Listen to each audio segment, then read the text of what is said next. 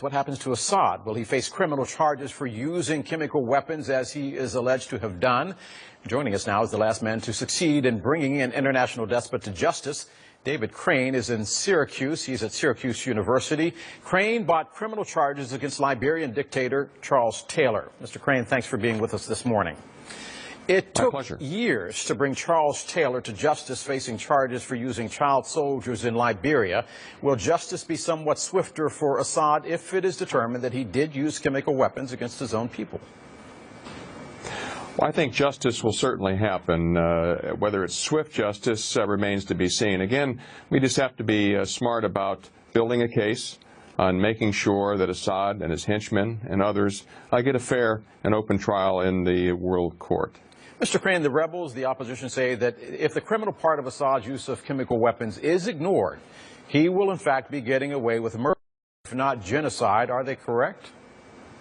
Well, I agree. We have to do something. We have to lay a marker down to let future dictators and thugs know that if they use a weapon of mass destruction like a chemical, that in fact they will pay a price and that they will be brought to justice appropriately. So I agree with President Obama. Something has to be done. But at this point, we have an interesting political solution which has to be considered. But at the end of the day, there's going to have to be accountability over the horror story that's been taking place in Syria over the past 2 years. But you have been behind closed doors. Is there a stomach to pursue criminal charges against the Assad regime?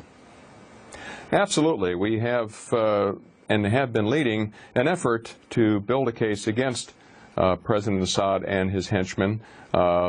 Here at Syracuse University, along with our colleagues and non-governmental organizations around the world, we have been building a map of the conflict, a crime-based matrix, as well as sample indictments and other information to assist a Syrian prosecutor or a regional prosecutor or even the International Criminal Court to begin the process of trying Assad and his henchmen.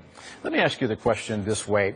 It has often been said that justice delayed is justice, I guess, not done.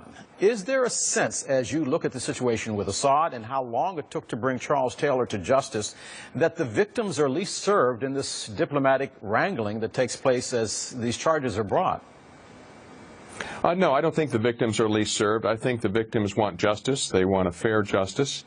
And that will eventually happen. But again, we have to understand, and your listeners need to understand, that we have the ability, the procedures, the substance, the jurisprudence to prosecute a head of state and those who work for him. But at the end of the day, the bright red thread of all of this is politics. It's a political decision as to when and how and if Assad is prosecuted. So we're ready to do that. We have the ability to seek justice for the people of Syria. Mr. Crane, briefly, I've got about 20 seconds left. You were the first prosecutor since Telford Taylor in the Nuremberg trials to bring criminal charges against a despot. What does it say about a public that looks at these images that we have seen played out across the world that doesn't really cry out for justice and says in poll after poll after poll, don't get involved? Justice has to be done. At the end of the day, no one is above the law. We do have to face down those who go after their own citizens. This is the 21st century now, and we have to follow the rule of law. David Crane joining us live from Syracuse University. Mr. Crane, thank you very much. Today, we not only take a look at the situation